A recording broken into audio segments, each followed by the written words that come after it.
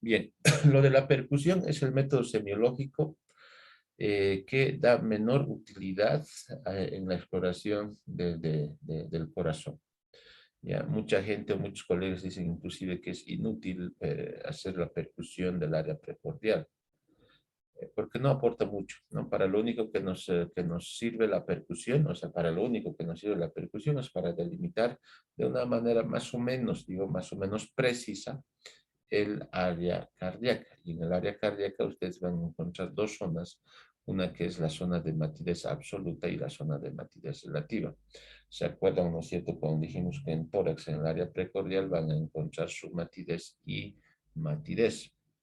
¿Por qué? Porque es un músculo hueco, tiene contenido líquido que es la sangre, por lo tanto nos va a dar una zona de matidez y otra zona de submatidez. Entonces, para eso, pues hacen simplemente la percusión dígito-digital, que ya habíamos hablado cómo se hace aquello. Tratando de delimitar primero siempre la punta del corazón, si nosotros nos referimos anatómicamente, hay que ver el quinto espacio intercostal, línea medio clavicular, ahí está la punta del corazón. Traten de delimitar en el lado derecho, el borde derecho del corazón, pero bajo una imaginación ya, es decir, ustedes ya tienen que imaginarse que el corazón está inclinado hacia el lado izquierdo, está apoyado más o menos en una de sus caras, es decir, no es un corazón totalmente vertical, ni está al centro del esternón, está más en el lado izquierdo, por lo tanto, el límite del derecho del corazón, ustedes lo empiezan a buscar con la percusión dígito-digital a partir del segundo espacio intercostal del lado derecho.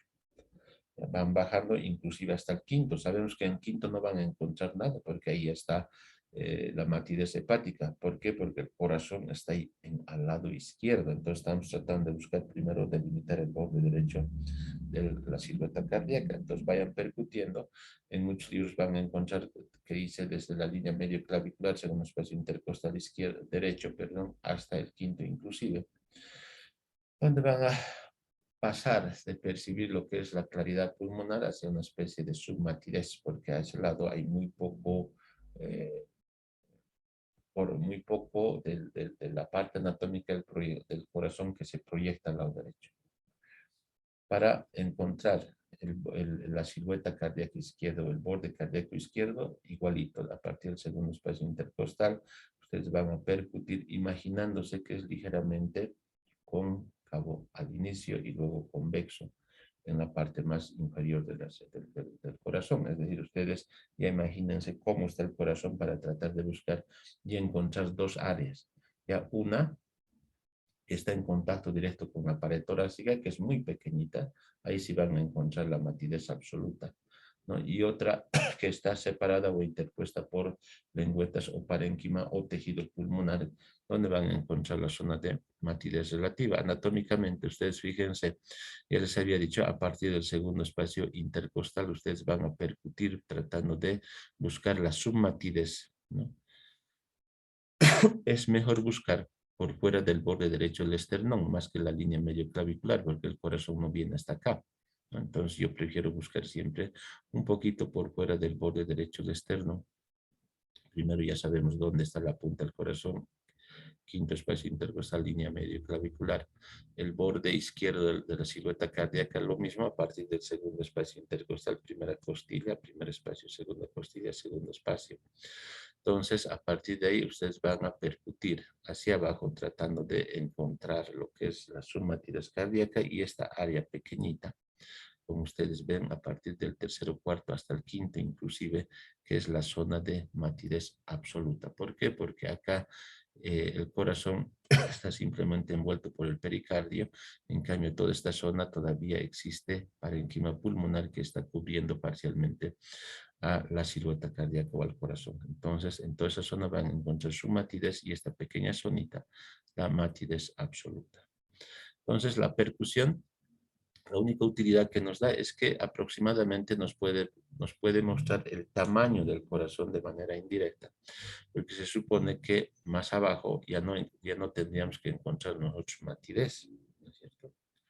Entonces, si ustedes encuentran matidez absoluta, que si línea axilar anterior, línea axilar media o sexto espacio intercostal, etcétera, significa que el corazón es grande, es decir, que el paciente tendría cardiomegalia. Pero por las dificultades que se presenta percutir y encontrar esa diferencia sutil entre submate y submate y la matidez absoluta, y en pacientes en quienes tengamos alguna dificultad, por ejemplo, con sobrepeso, obesidad, etcétera, etcétera,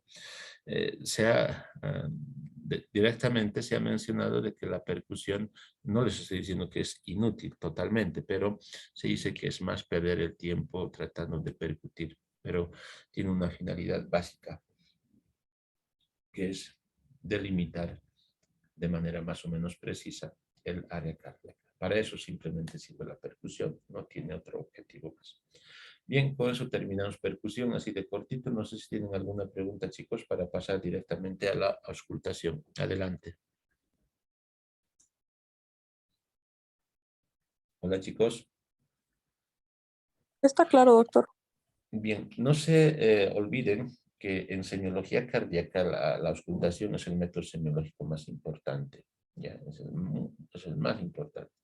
Como ven, la inspección tiene su importancia, la palpación también, ¿no?, en la búsqueda de algunas circunstancias, y la percusión es la que menos nos sirve. Eso por lo menos tiene que estar ya en su cabeza, pero sí sabemos que existen áreas absolutas o de matidez absoluta y de matidez relativa. ¿Y para qué sirve en realidad la percusión?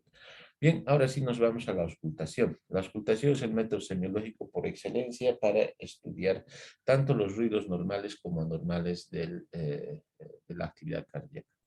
Igual hay que recordar que existe una auscultación directa y una indirecta. La directa es simplemente pegar el pabellón auricular directamente en el área precordial, interponiendo obviamente un pequeño pañito, un pañuelo muy delgado, etcétera. Pero ya no hacemos eso, salvo, digamos, en una emergencia, un accidente ahí en la calle o en algún lugar que veamos y queremos saber si es que hay latido cardíaco o no. Entonces, nosotros no vamos a estar con nuestro fonendoscopio todo el tiempo, ¿no? Entonces podemos acercar el pabellón auricular y tratar de ver si es que hay algún latido cardíaco, si es que no podemos encontrar el pulso, porque es lo primero que tenemos que ir a buscar. Obviamente ya se ha perdido esa costumbre porque primero la ropa incomoda mucho, puede generar ruidos agregados, el movimiento de la ropa o simplemente la fricción del pabellón auricular con la ropa, fundamentalmente si es de seda. Por las mujeres, por ejemplo, si es que están conscientes, las mujeres jóvenes por el pudor, la vergüenza, además de posibles contagios de alguna enfermedad dermatológica que pudiese tener la paciente, etcétera. Si ya se ha dejado esto de lado, salvo en alguna emergencia que nosotros podemos todavía colocar el pabellón auricular. Entonces hacemos directamente la auscultación indirecta a través del uso del fonendoscopio, que, como les he dicho, esto ya sería bien que ustedes conozcan directamente cuáles son las cualidades que tiene el fonendoscopio. No lo vamos a mencionar por razones obvias, relacionadas a la falta de tiempo y todo lo demás. Entonces, acá sí ya quiero que ustedes participen. La auscultación, se supone que ustedes ya conocen el fonendoscopio, se han familiarizado con el uso del fonendoscopio, conocen el que ustedes tienen, etcétera, etcétera, porque tiene bastante variación en lo que se refiere al diámetro de la membrana del fonendoscopio, a la longitud de la porción conductora del fonendoscopio, así la porción auditiva del fonendoscopio, si es de plástico, si es de gomita, si es de otro material, etcétera, y la presión que ejerce eh, las dos zonas auriculares, como por ejemplo el modelo Rapaport tiene una especie de lámina de metal que presiona y hace doler mucho el oído. No, no sé si alguno de ustedes tienen, son esas que tienen una campana muy alta, tiene dos mangueritas, ¿no? O dos manguitos, o dos conductores también. Entonces, depende mucho. O a las otras que son planitas y que solamente tienen membrana y no tienen campana, ¿no? Esas que utilizan mucho en enfermería para tomar la presión arterial porque se les pierden muchos los fonendoscopios, entonces compran lo más económico y lo más esencial. Varía mucho, chicos, y a la calidad y todo lo demás. Entonces, la auscultación, primero tenemos que ir al igual que en semiología respiratoria, tratando de ubicar primero los ruidos cardíacos normales. Y luego recién nos vamos a ir a buscar ruidos agregados o patológicos. De eso se trata esta clase.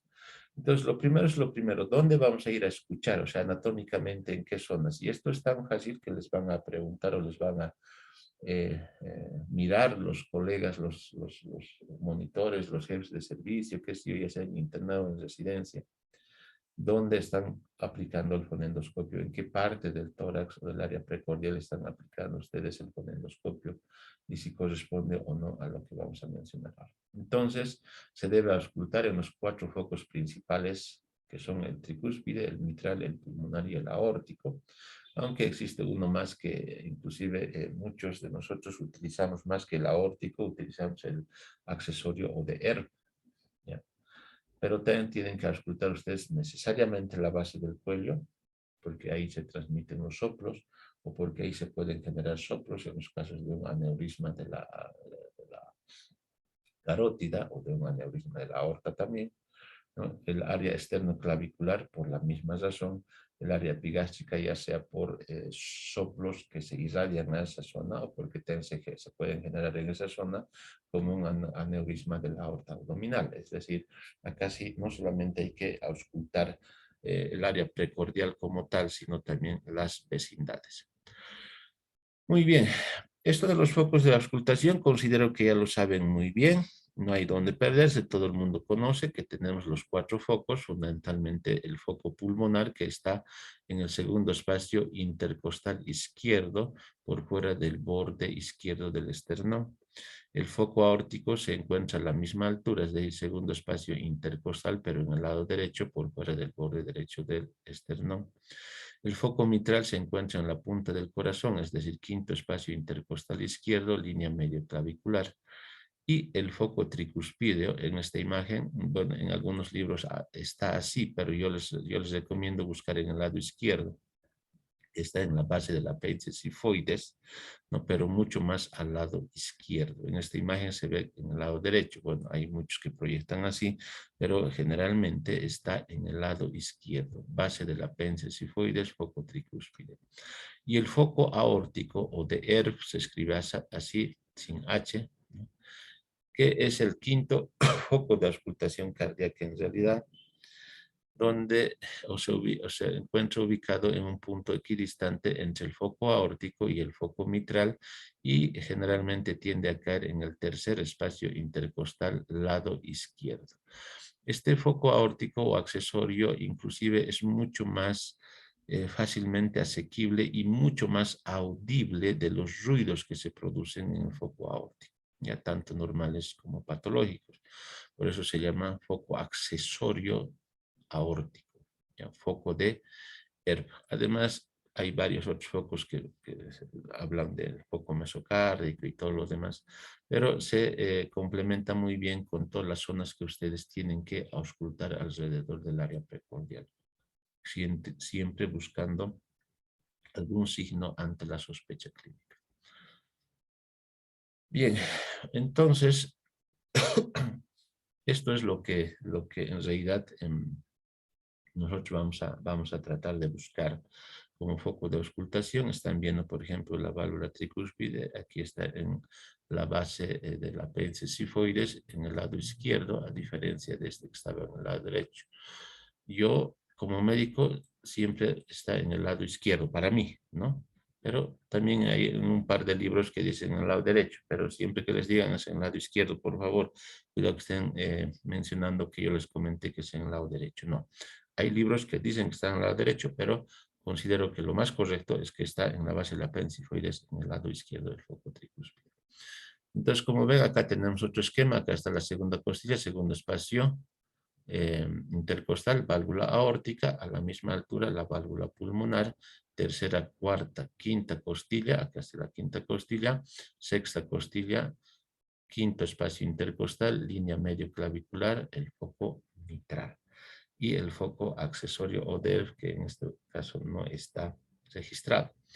Pero si se dan cuenta, anatómicamente acá ¿no? Es donde nosotros colocamos el fonendoscopio, en estas zonas. Pero si se dan cuenta, las válvulas, fíjense dónde está el corazón, ¿no?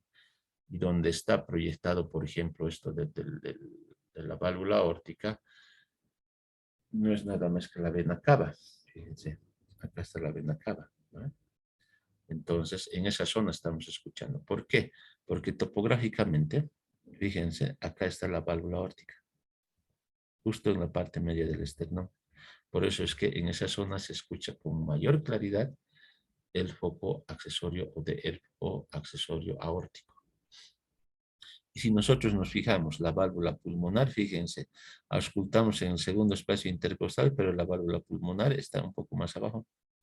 Si vemos la válvula tricúspide, nosotros auscultamos en la base de la apéndice sifoides, pero la válvula tricúspide está mucho más arriba y más al lado derecho. ¿Se dan cuenta, no es cierto? Eso es lo que les decía. Y si nos damos cuenta de dónde auscultamos el foco mitral, pero la proyección o dónde se ubica anatómicamente la válvula mitral es muy distante a donde se ausculta. Entonces, por esto quiero decirles que los focos de auscultación no corresponden a su lugar de proyección topográfica. ¿Ya? Es decir, no están en el mismo lugar, sino simplemente se auscultan mejor en esos lugares donde están los focos, porque a ese lugar se transmite o circula la sangre. Entonces, en dirección de la circulación de la sangre, ahí es donde mejor se escuchan los ruidos cardíacos. Entonces, no se olviden eso, por favor. Tenemos las 4 principales, en realidad son 5 con el foco accesorio o de ERF+. Bien, chicos, no sé si hasta acá con los focos, porque les va a servir muchísimo para todo. Ya les he dicho esto, para cuarto año en cardiología, para internado, para residencia, de cualquier cosa, porque si están haciendo residencia de endocrinología, igual tienen que rotar en medicina interna, tienen que ver y escuchar pacientes cardiológicos, etcétera, etcétera. Lo mismo con neumología, lo mismo con cualquier especialidad. Y acá tenemos nuevamente los focos de auscultación, ¿sí? Acá los 5 focos de auscultación que les estoy diciendo, acá te muestran mucho más al lado izquierdo el foco tricúspide. Muy bien. Ahora sí, quiero que me digan si hasta ahí está clarito, por favor, lo de los focos. No tiene mayor secreto, es muy sencillo, pero sí tienen que conocer exactamente aquello. Si no hay alguna pregunta o algo que quieran salir de dudas o algo que incrementar, adelante, por favor. Si no, ¿quién de ustedes quiere participar? ¿Cuáles son los ruidos cardíacos que nosotros debemos escuchar a la ausculta? A ver, adelante, chicos.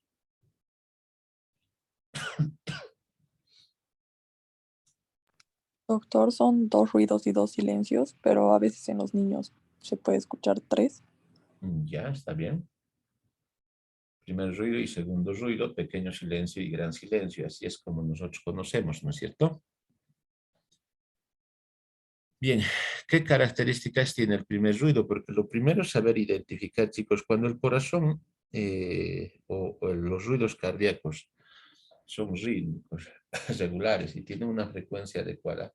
No hay mucho conflicto en identificar cuál es el primer ruido y cuál es el segundo ruido. Pero cuando existe una taquicardia, es decir, mayor a 100 latidos por minuto, o en su defecto tiene ruidos cardíacos hipofonéticos, o en su defecto tiene arritmia cardíaca, por ejemplo, fibrilación auricular, es difícil que puedan reconocer el primer ruido o cuál es el segundo ruido, cuál es el pequeño silencio o cuál es el segundo silencio, o cuál es un desdoblamiento o cuál es un tercer ruido, o cuál es un cuarto ruido, o cuál es un chasquido de apertura. Es decir, para esto lo primero que hay que hacer es identificar los ruidos cardíacos normales. Primer ruido, segundo ruido. ¿Qué características tiene cada uno? ¿No? Para que me entiendan, es como ustedes irían a a una escuela de música y resulta que en la sala contigua o al lado de donde están ustedes escuchan ruidos de diferentes instrumentos. Y si no conocen ningún instrumento, entonces no van a saber, aunque estén tocando la misma, el mismo tema y en el mismo, no me acuerdo si es tonada o ritmo, cuando dicen en do o sol, o fa, qué sé yo. Todos los instrumentos pueden tocar bajo el mismo tono, pero si no conocen los instrumentos, difícilmente van a saber. No va a decir, eso es violín o es violonchelo o era guitarra, ¿qué era eso lo que estaba sonando? Es decir, necesitamos conocer.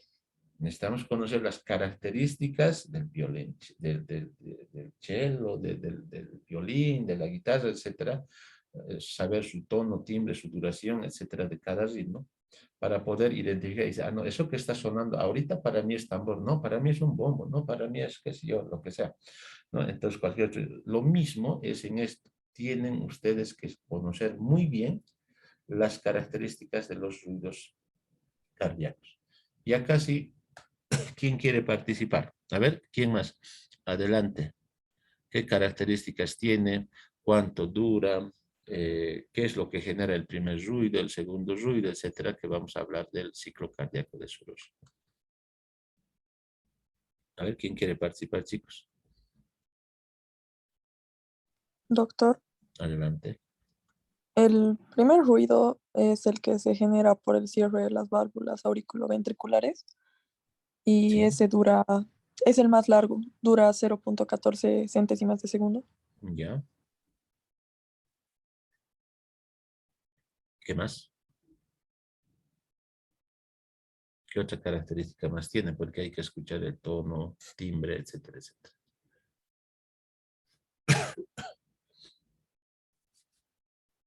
A ver, adelante, chicos, ¿qué más falta? Está muy bien lo que ha dicho compañera, está excelente.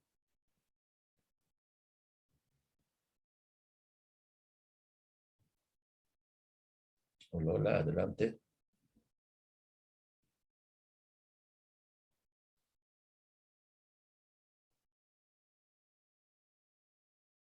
Hola. Bueno, a ver. Primero, vamos a diferenciar lo que es onomatopeya y lo que es un ruido. ¿Cuál es su origen del primer ruido cardíaco? Como ha dicho su compañera, muy bien. Cierre de las válvulas auriculoventriculares, pero un cierre supuestamente sincrónico. ¿Ya? Ese cierre de las válvulas auriculoventriculares va a generar el primer ruido cardíaco. Es de tono más bajo, ¿ya? Pero en contrapartida es de mayor duración y tiene un timbre un poquitito más suave, por si acaso. Ya tiene un timbre un poco más suave. Entonces, el primer ruido cardíaco está representado por lo que se conoce como onomatopeya. Usted se ve, la onomatopeya es imitar con una palabra el sonido que se escucha o que ha sido producido por algún elemento. Por ejemplo, onomatopeya, para que ustedes se den cuenta, significa, por ejemplo, lo que dicen los niños, ¿no? ¿Qué ha pasado? Le dicen, me he caído, ¡pum! O sea, ellos hacen referencia a que han producido un ruido y lo relacionan con el pum, ellos, ¿no es cierto? O cuando ustedes dicen, a ver, ¿qué ha pasado? Ya he peleado con mi novio y le he dado un sopapo. Le he dado, o sea, ese lac es ese sonido que supuestamente hace referencia auditiva al sonido que ha producido con la acción del lapo, del sopapo que le han dado, ¿no? Entonces, eso quiere decir. O cuando alguien dice, pero he tocado terrible la puerta de tu casa todito el día, toc, toc, toc, toc, toc, he tocado y nada. ¿Qué es ese toc, toc? Eso es onomatopeya. Entonces, el primer ruido cardíaco, no se olviden, cierre de las válvulas auriculoventriculares, es de tono ligeramente más bajo, o es más bajo en realidad, y de timbre más suave, pero tiene mayor duración en relación al segundo ruido. ¿Ya? Entonces, no se olviden lo que significa fisiológicamente el primer ruido. O sea, escuchen el primer ruido, significa que se ha cerrado la válvula mitral y la tricuspidia, es decir, la sangre que estaba contenida en las aurículas ya se ha llenado a los ventrículos y se cerró esas válvulas. ¿Para qué? Para que inicie la contracción ventricular. Entonces, el primer ruido marca el inicio de la sístole ventricular. ¿Ya? Ahora bien, nos vamos al segundo ruido. ¿Qué es lo que produce el segundo ruido? ¿Quién quiere participar? Vamos, chicos, porque de acá va a entrar un montón de preguntas y ustedes ya deberían de saber, hasta por conocimiento general. Esto han debido mencionar también o hablar en fisiología, porque esto sí hablamos en fisiología nosotros. Adelante. Doctor, este segundo ruido se da por el cierre de las válvulas aórtica y pulmonar. Es de corta duración y tiene un tono más agudo. Ya, está muy bien. Está muy bien. El segundo ruido. Vamos a buscar si tengo acá. El segundo ruido es mucho más corto en su duración, como lo ha dicho el compañero. Y es breve en realidad en relación al primer ruido. Tiene un tonito un poco más alto o agudo si ustedes quieren. ¿Ya? Ahora bien, se produce por el cierre de las válvulas sigmoideas, aórtica y pulmonar.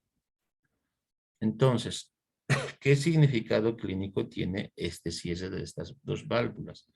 Que ya ha terminado la sístole. Es decir, se ha terminado de expulsar la sangre por la contracción ventricular. ¿Y qué es lo que ha pasado? Se han cerrado las válvulas aórtica y pulmonar. Entonces, el segundo ruido significa fin del periodo sistólico y el inicio al mismo tiempo, el inicio del periodo diastólico. ¿Ya? ¿Para qué? Para que las aurículas nuevamente vacíen su contenido de sangre a través de las válvulas mitral y tricúspide hacia los ventrículos. Esos son los dos ruidos, pero ¿cuál es la onomatopeya? Lo que me había olvidado hace ratito, ¿no? Onomatopeya quiere decir imitar con una palabra el ruido producido o escuchado. En el primer caso se habla del tum, ¿no? O sea, para nuestro medio, ¿no? Hay otros, por ejemplo, libros de habla inglesa y todo, hablan de loop, loop. En vez de decir tum, nosotros decimos tum, el primer ruido, tum, el segundo ruido, ta, porque ta es más corta, así, tum, ta, tum, ta, tum. Entonces, a eso se denomina onomatopeya, ¿no? Es aceptable también el loop, loop, loop, loop, eso es lo que dicen otras literaturas, pero la nuestra, o al menos la que nos han enseñado y la que hemos aprendido, sigue siendo el tum. Primer ruido, onomatopeya tum. Eso es cierre de las válvulas auriculoventriculares. Segundo ruido, onomatopeya ta, cierre de las válvulas aórtica y pulmonar. Y fisiológicamente, ¿cómo está relacionado? Con el inicio de la sístole y la finalización de la sístole. Ahora, entre estos ruidos existe lo que se conocen como silencios. A ver qué características tiene el primer silencio y a dónde está ubicado. ¿Quién quiere participar, chicos? Adelante. Hola.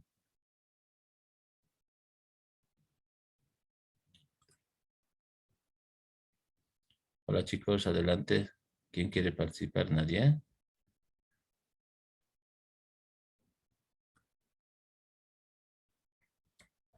Ese no.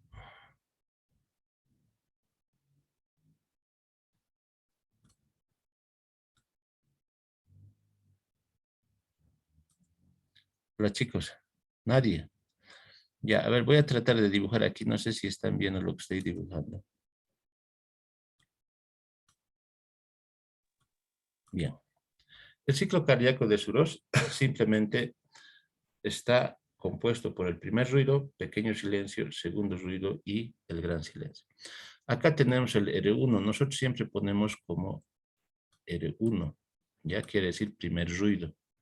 Luego está el R2, que quiere decir segundo ruido, no residente de segundo año. R2. El espacio que queda entre el primer ruido y el segundo ruido se denomina pequeño silencio. Pequeño silencio. Y el espacio que queda entre el segundo ruido y el primer ruido del ciclo siguiente, es decir, el R1 del ciclo siguiente, se denomina gran silencio. Bueno, para la próxima les voy a hacer un esquema más bonito para que me entiendan. ¿Y por qué se llama pequeño silencio? Porque su duración es mucho más corta, ¿ya? Y entre el segundo ruido y el primer ruido del ciclo siguiente, tiene mayor duración Por eso se llama gran silencio.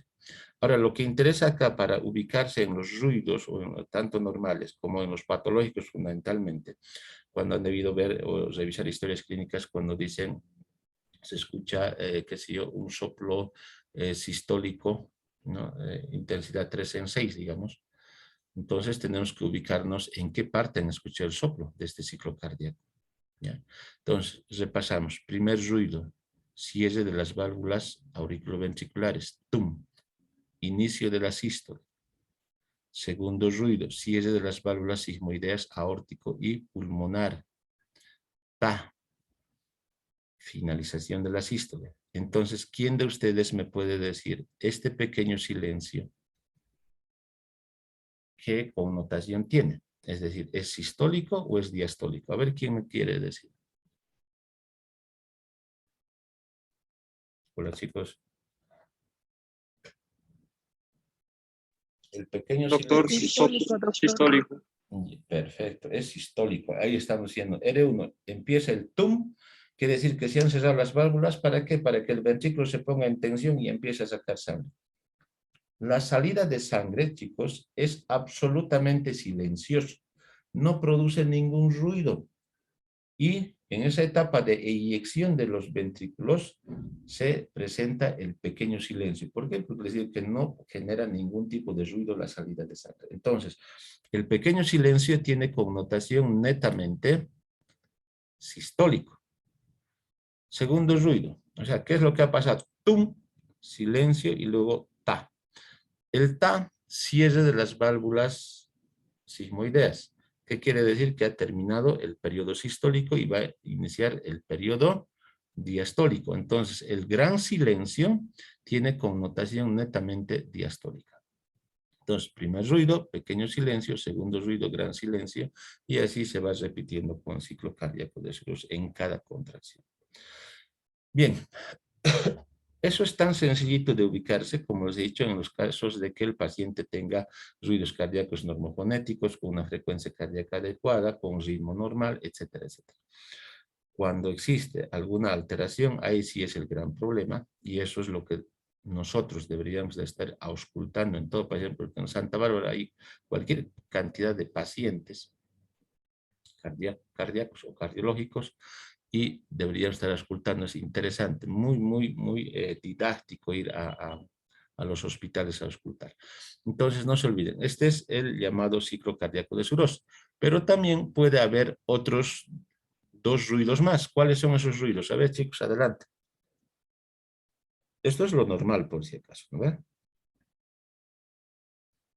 Puede haber un tercer ruido y un cuarto ruido también.